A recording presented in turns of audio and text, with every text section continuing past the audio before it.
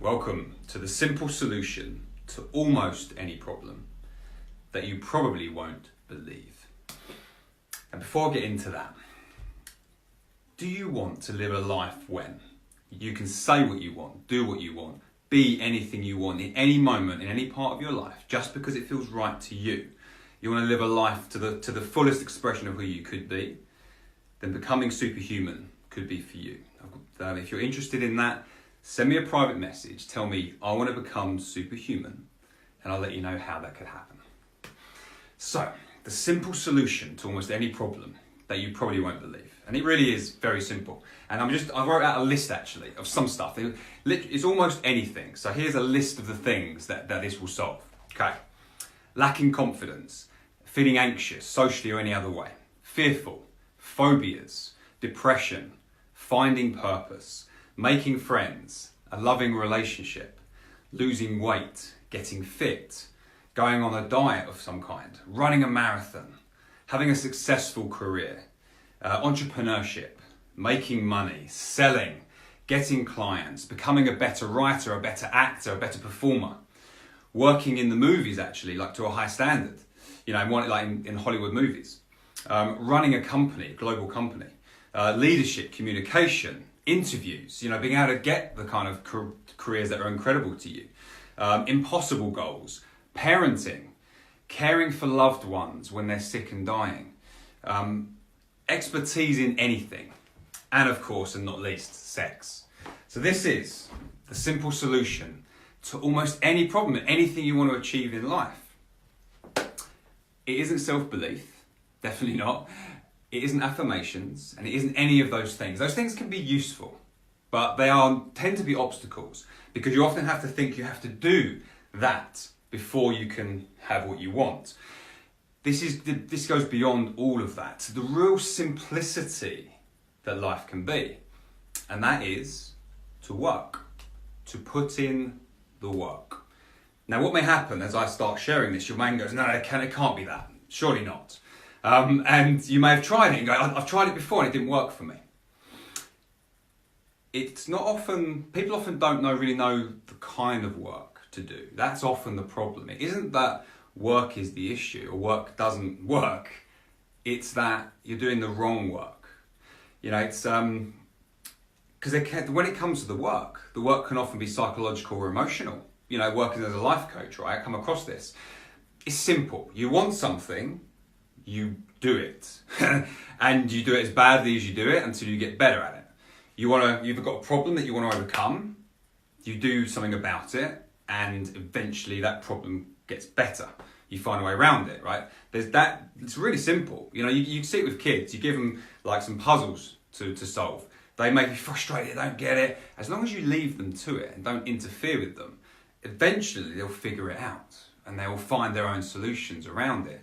That's what will happen. It's natural to do that. And yet for some reason, as we grow older, well, I'll say for some reason, because of a bunch of conditioning and a bunch of stupid messages that get permeated through society and through the world of personal development, suddenly this thing that we all have the ability to do becomes lost. And it becomes, rather than be something that we can, like a verb, a doing thing, which is anything that you've got a problem with, you do something about, it becomes wrapped in identity. And so it's like, I'm not worthy of this. I just lack confidence. Well, if I had the confidence, I could do it. I can tell you now, you never get the confidence, no matter. And don't forget, I trained a lot in NLP, helped others to train in it too. So being in that whole world of let's try and remember a time when you felt confident. And really build that up, and you create it to the highest level. Then you create an anchor of some kind, and then when you're in that moment, that thing you want to do, you reactivate it. It's not the same, that can have its use, but I've found that to be detrimental because it moves away from the fact that you're more empowered than that. You don't need gimmicks, you don't need tricks. What you need to do is figure out what the real work is, and to do that. And that's really when it comes to like creating your own challenges. That's what it is. So if you're lacking confidence, for instance, in meetings at work, this comes up quite regularly, right? So in a meeting at work, you hold back from speaking up. So you don't feel quite confident enough to say everything in that moment of doing that. Well, what challenge could you create to solve that problem? Well, the challenge could be very simple. If you never speak up in the meeting, because it's very context dependent, right? If you never speak up in the meeting, you never have so far, you've kept very quiet, you only speak up if you're spoken to, right? That could be what it is. So the initial challenge could be, early in the meeting, you say something. You ask a question even. You get your voice heard very early, and then see what happens. By doing that, just by doing that one simple thing, it's possible that it opens up the neural pathways. That means, oh, I'm speaking now in this group, so you've got that experience. And now when the dialogue happens, actually it becomes easier because you've opened that up. Now, it may not work for you, it depends. It's very context individual dependent. But that's the kind of thing. You create small or big challenges directly linked to what you need to do. But there's always work to be done. This came up with a client the other day, actually. It occurred to me. He'd been having trouble in his life, and I realised what it was finally. It took me a while, actually, because he'd been doing some good work in lots of areas. But there was some things holding him back, and I realised you don't know what hard work is. It was like assessing his life and what he's done. He doesn't know what it is to feel like the burden of carrying the weight of working. Now, again, sometimes that's long hours, sometimes it's caring for someone else. There's many different types and forms of work, but he didn't know that. So of course, when he comes up against challenges now, it feels heavy. This happened to me, when I went from junior school to senior school. So I was very good at things, just naturally. I was good at stuff, and I was encouraged to do things, but I never really had any direct challenge until I got to senior school. Suddenly, this big world.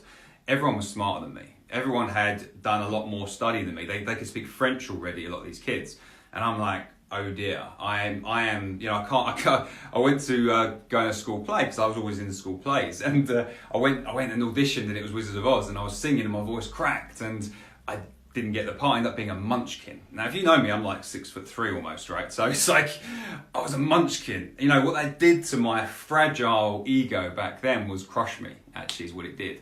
So I didn't go for any plays after that, and also when it came to schoolwork, because I'd never actually had to work to be the best. I just hadn't. In my school, it was like an ordinary primary school, and I was actually quite advanced from a young age. I was actually kept back a year or two, which probably didn't help. And so, just because I was too young, there was this weird thing when I was too young to be in the year, so they actually almost like created another year for me. It was bizarre. But what it meant was that I probably should have been at least a year ahead. And so I was kept back in that way, which means I wasn't stimulated, wasn't challenged. So I didn't actually get any challenge to my schooling till I got to senior school. And then I was just overwhelmed. And rather than meet the challenge and go, right, what I could have done is work harder, right? Put more hours in. But I'd never done it, didn't know that was a thing, and just kind of avoided the whole thing. And so the work for me would have just been understanding my limitations of like maths, for instance. I was always the top in maths in primary school. In senior school, I went to the bottom class. So it's, but rather than just go, right, I just need to put more hours in. I need to speak to someone who's really good at this and get maybe extra tuition and all this kind of stuff. I just went, oh, I'm just not good at maths.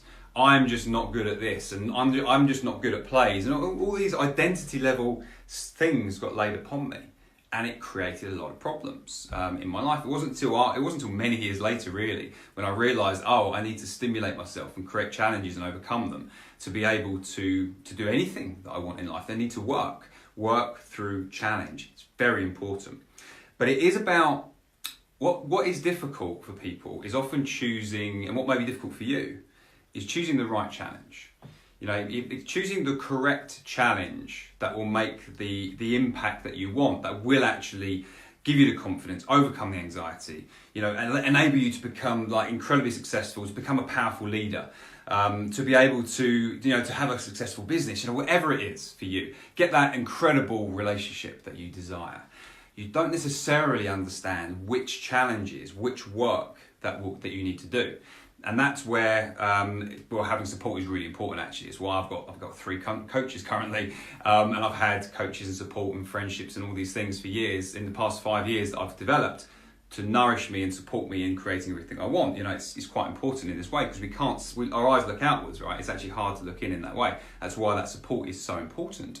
So that was vital. So it's the right kind of challenge. An example of this was actually years ago. So I wasn't even that good a coach at the time, if I'm honest with myself. This was before I really learnt what powerful coaching was. However, I still had a good intuitive sense of things, and I had started embracing challenge in this way. So I was working with someone, she's an athlete, and the problem was when a professional athlete is training, a lot of the training is solo or it is in small groups, and you go to the training ground, right, the track and all that, and it's very quiet there a lot of the time. People are doing things at different times of the day. It tends to be quite quiet. So when they're practicing and training, like she was a sprinter, it's very different to what it is come competition. Now you go to a meet, especially one of the big ones, and you could have thousands of people there, right, watching, or let alone if there's TV cameras too. And then where you're maybe hanging out with your friends or people that you know that are at a similar kind of level to you, or people you hang out with in your profession, in your sport, suddenly you're there against like world beaters. You're there against some of the best professionals in the world. And for her, it was like lining up on the start line, 200-meter sprint. And so when she got to that, not only was her attention on like the crowd and being watched by them, but it was also on looking at her competitors and thinking about what's going through their mind. Should she be there with them, and all this stuff. And there were lots of things around that actually. So I was working there for some time. There was a sticking point. There's something she wasn't willing to do, and it emerged for me what would be the perfect challenge for her. But this is very specific to her, and we'd already done some work together. The challenge became to go to somewhere public in the street and do 2 minutes of dancing. That was the challenge. And it may sound bizarre in what it is. However, for her, it was a huge deal to do that. There was a lot of resistance to doing it. So I had to actually say to this client, I will not coach you again until you've done this. So if you don't do it, we're never coaching again, because there's no point just talking about it. This is like, I think this will do it. I've just got, from the work we've done so far, I was pretty sure this would do it, because it just wrapped up everything into a single moment, which is the ideal challenge. And so that was the challenge. And she actually set herself a greater challenge. Actually, she put a flower in her hair. She wore this dress, just to stand out a little bit more. So I really liked that she upgraded the challenge too.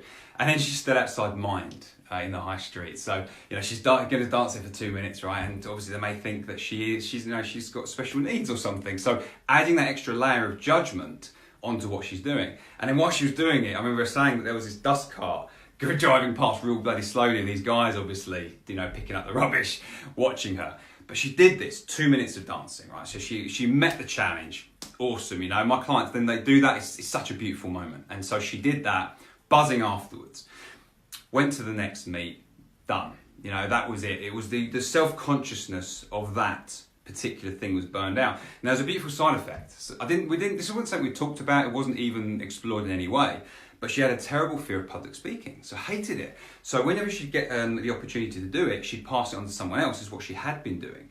But this time she couldn't, and so she had to do this thing. Now, we weren't talking at this particular time. She just went and did it. And she was on the train, she's freaking out, really trying to get out of it in her mind. That moment of panic that you have, and you're like, there must be a way I can escape, but there was no escape.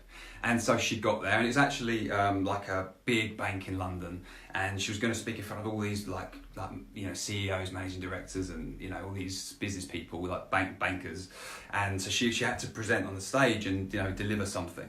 And what she said was this, and she was freaking out and was dreading it and wished she could get out of it, up until the moment when she stepped onto that stage and people were there, and then it was done. She actually felt calm. She was able to deliver. Not only that, but she did such a good job that they asked her to stay on to hand out prizes and things like that. So that's, when you get the work right, when you get the challenge right, suddenly it has this catalyst effect on things that you can't imagine. And that is it's simple, but it's normally quite hard, right? It can be challenging emotionally or psychologically, and that's where people get stuck when it comes to that stuff. But so So what I've been talking for a while, right? So I'd like to hear from you if you're willing to share something. Like, first off, as I've been sharing this, and the solution being the work, what is something that you want to either do or overcome that now I've shared this, you're like, yes, I know the work I need to do, and then go do it. And then also, is there anything challenging? You're like, you know what, it may work for that, but it's not going to work for this. What is that? What do you think it couldn't work for? What do you think working couldn't work for? Share that in the comments here. I'll either see it now or I'll see it when I check back later. I really want you to get this, because if you do, life becomes simple and you achieve things and life expands rapidly if you get to do this. And this is what's available to you. So if this life of work and challenge, which can sound heavy, but actually it's not. It's actually a lot of fun. It's, how you feel afterwards just feels incredible. And you get to live this all the time, right? Never being held back again. If that's the kind of life that you want, then becoming superhuman, the exceptional, unique, and potentially the only course of its kind that's ever existed before, next year may be for you. I'll be opening up applications very, very soon now. If you are interested, send me a message and just tell me, I want to become superhuman. And I'll tell you how you can.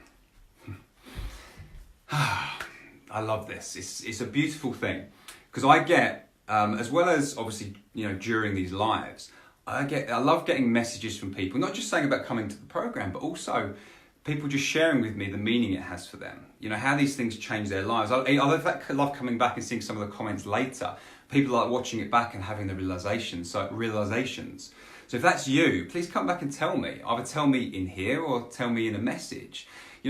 That is important, because the more I know resonates with you, the more I can help others, right? Because if it stands out for you, it stands out for others. And it's cool to know, the impact these things are having. It's why I do it, So thank you very much. Thank you, Sarah. I hope to see you again very soon too.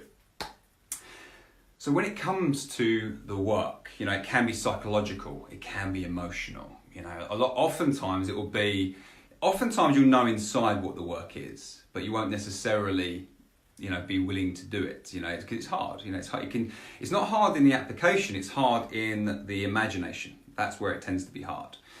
In the moment, of course, you can do more than you think you can. That's an important, just basic realization. Most problems are in the thinking about what you're going to do. All of the feelings you get, potential fears or whatever emotions may come up before you do something, priming you ready to do it. So that obviously the bigger the distance between your imagining and your action, the bigger it gets, and the feelings grow as well. So it's always good to take action sooner, to do the work sooner, because you grow quicker, life evolves faster.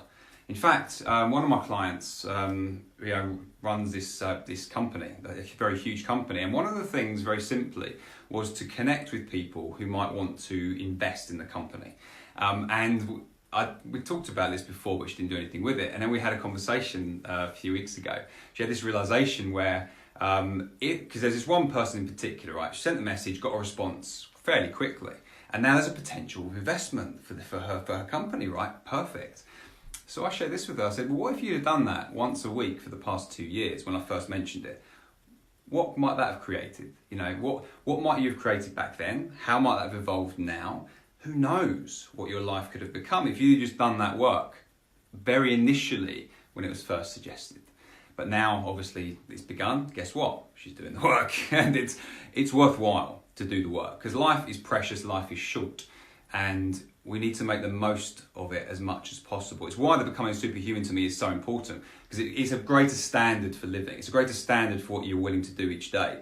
You demand more of yourself, and you get to create more, and then the people around you demand more of themselves too, because of course you grow together with the people that are around you. It's really important.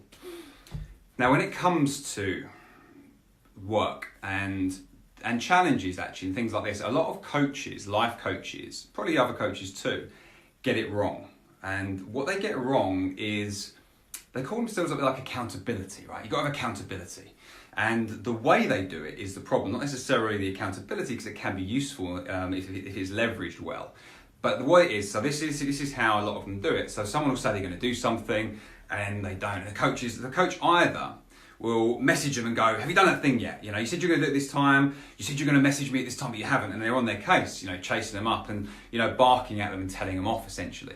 Or they just speak to them afterwards and they go, I didn't do it. And they go, well, you obviously don't want it enough. You know, you obviously don't, you know, and then they sort of berate them almost and make them feel a bit crappy because they haven't done the thing. And the truth is, this is the way I like to describe this. It's like, if you've set the correct challenge, by the way, because it may not. Maybe they set a challenge that was too big for that person at that time. Maybe it was the wrong sort of challenge. Maybe they didn't check in, it was meaningful enough. Maybe it just was a rubbish challenge. You know, maybe it wasn't good enough. There are many, this is why this is the art, actually, is the correct challenge. That is the art with this. But of course, with experimentation, as much as you can use experts, and I recommend it, you can just test things out yourself as long as you make sure you're paying attention and tracking your own results, right? You can. But the art is in the right challenge. So let's assume it's the correct challenge for this person. This is the way I see it. This is the way I see a challenge when I set them for my clients. The challenge I set you is essentially saying something like this. If you climb to the top of that mountain, which is hard, you're going to be tired. You're going to want to give up at times. But you can do it. It's within your realms of capability. You climb that mountain there. By the time we speak again, at the top of that mountain are riches and rewards, and a gift of life is there. You may never want for anything ever again once you get to the top of that mountain, once you've achieved this, when, you know, connected to what their dream is. That's what's at the top of this mountain, right? And that's what the challenge is for. The challenge isn't the challenge. The challenge is for the dream. The challenge is for the extraordinary life that you get to live. That's what the challenge is for. So it's like, when you get there, the gift is waiting for you. All you have to do is walk up there. And like I've said, I've warned you it'll be hard. We've agreed that it's hard, but you're willing to, haven't you? We've agreed it, feels good. The person's like, okay, I'm going to do it. We speak again in a couple of weeks. They haven't done it. And I'm like, why? So for me, rather than berating them or having a go at them or anything like that, I'm like, I get really curious. I'm like, why didn't you go and get the prize, the treasure that was waiting for you? Why didn't you do that? Why didn't you work hard to create everything you want? You know, this was rapid as well. Like, you wouldn't have to wait years for this. If you'd have achieved that, you know, this is the catalyst effect. You know, the gold, the treasure is waiting for you, and you only had to go and get it. It was already there. We knew it was there because we'd spoken about it, and you could see it, and you didn't do it. Why? You know, and that's when I'd get very curious about that. And then we'd explore what was going on, and we tend to find either an emotional or psychological pattern that's getting in the way, and then we can adjust or adapt the challenge. But don't let I wouldn't let my client get away is the wrong word, but I wouldn't let the client let that go, because that's what they want. So then it's like, well, maybe you need to climb half the mountain first and get there, see what it's like there, see what it feels like to work that hard. And then you can see it, but like, okay, I'll come down, I'll come back next time for that. You know, there may be some incremental things required, or there may be, choose a different pathway, right, to get to that. You know, that might be required too.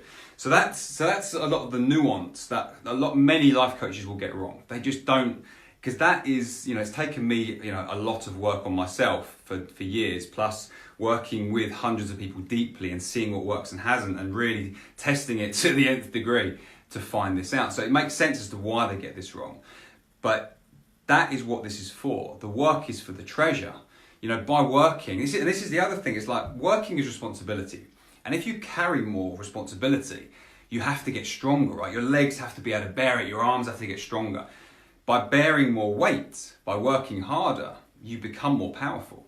And it makes it easier for you to create everything you want in your life. So you want to work. You want to live a life where you work. And that's another thing I noticed with coaches, actually. I've worked with a lot, and I've consulted with a lot of coaches too, actually. And it's fascinating how little work a lot of them are willing to put in. When I say so, now they've got all the time in the world, right? Unless they've got children, it's different. But for the single coaches that I've worked with, you know, they've got no responsibilities except themselves. And I asked them, how many hours are you going to put in? They talk like in the realms of 20 or 30. That's what they talk in terms of. Now, it's not about the hours, but it is. There is a reality of when you're building something from scratch. There are layers. There's work needs to be done.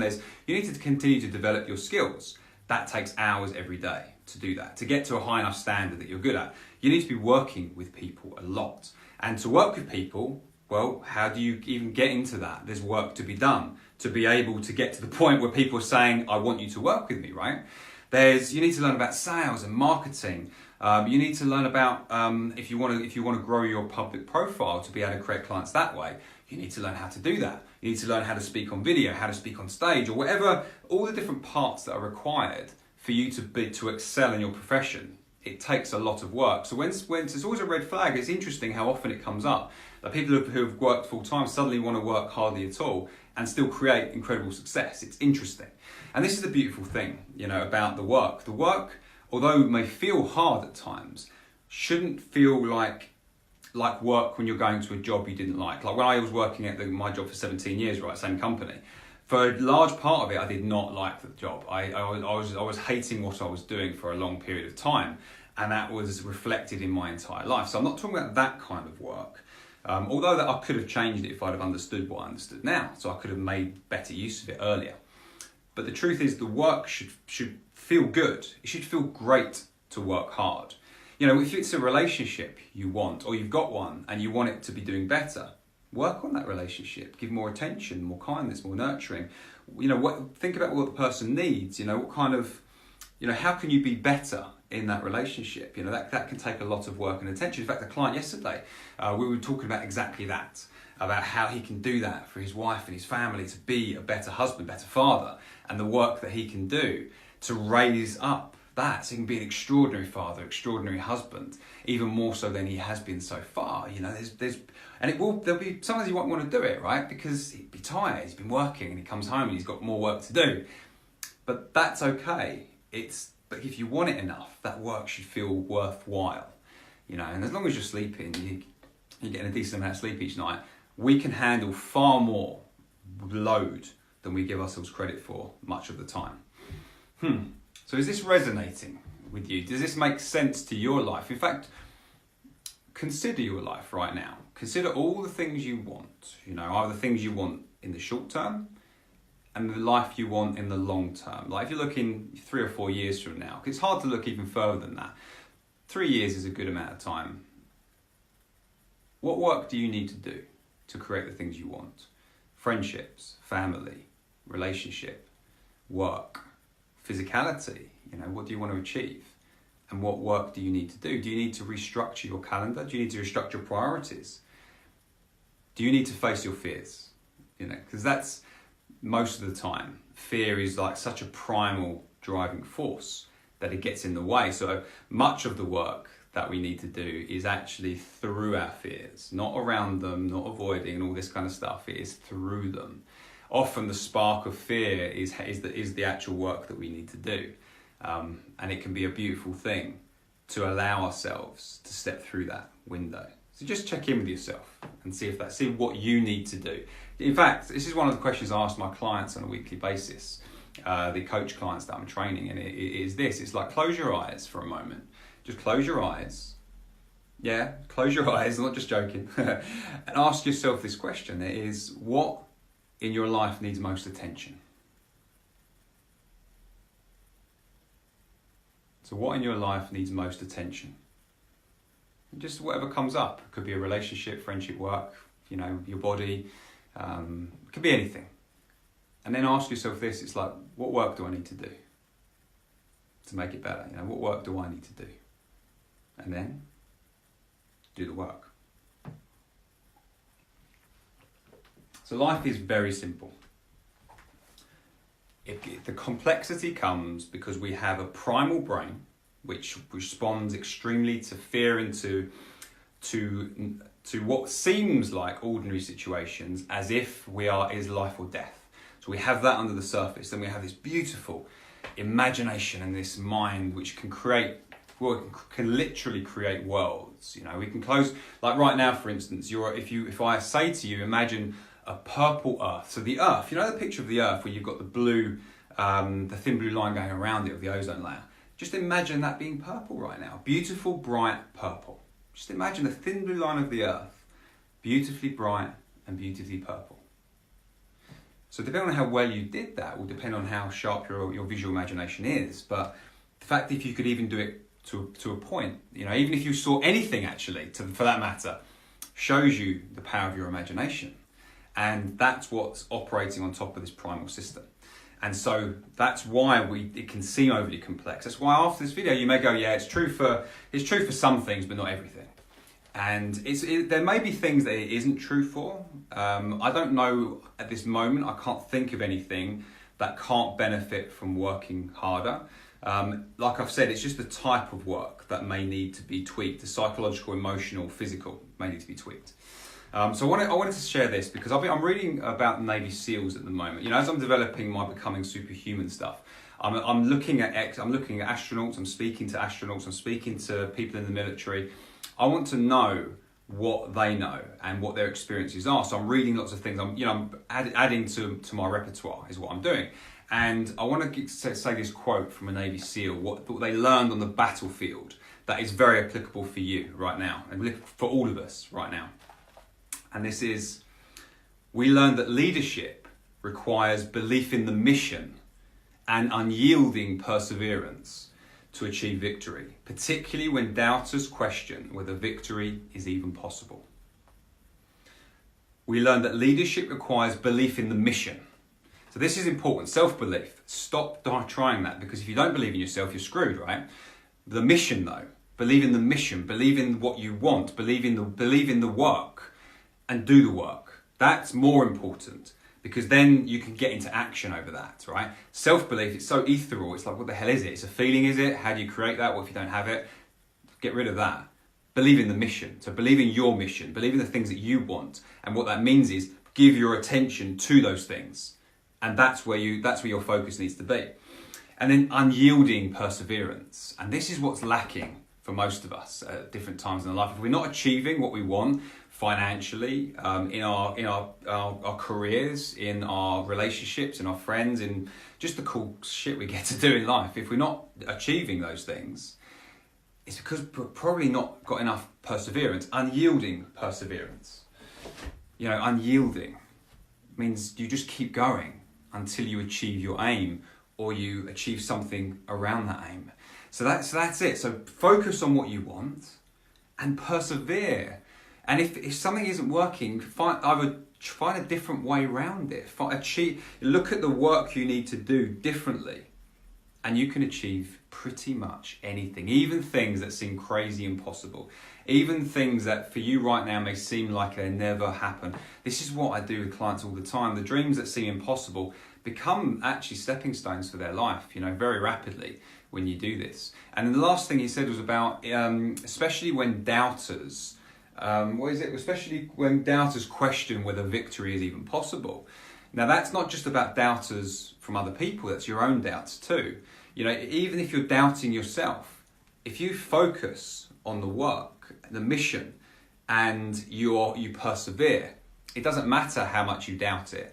Doesn't matter what you believe. What matters is you do the work, and then you create the evidence of your success, because it is inevitable. That's it there. Naomi, thank you. Such great clarity of thought. Thank you, Naomi. I'd love to know which specific clarity that you're talking about there. This is what it's really cool to get feedback that's very direct. So I'm just about to wrap up now. If you could share that, I would love that. It's really useful to know exactly what stood out from you from what I've just shared. So, if this is sounding good to you, you're feeling like a call to action within you for your own life, you know, because you're empowered to create what you want. And you want to create something extraordinary. You want to focus your life in a way where you can become the superhuman version of yourself.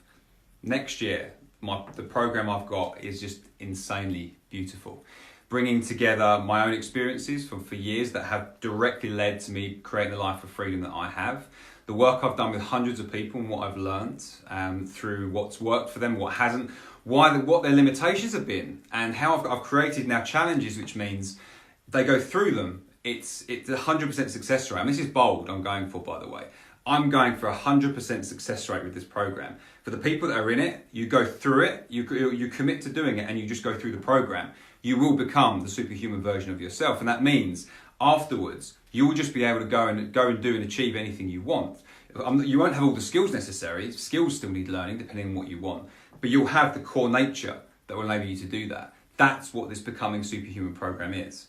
So if that sounds good to you, you want to become the superhuman version of yourself where you get to just create whatever you want in life and overcome any problem and be the person in your life that leads it, where you have all the responsibility for creating everything in it, message me. Tell me, I want to become superhuman, and let's talk about how that can happen. Thank you for being here. If you have any further comments and questions, post them. I do check back in later. And I look forward to seeing you on the next episode of Becoming Superhuman. Thank you for being here.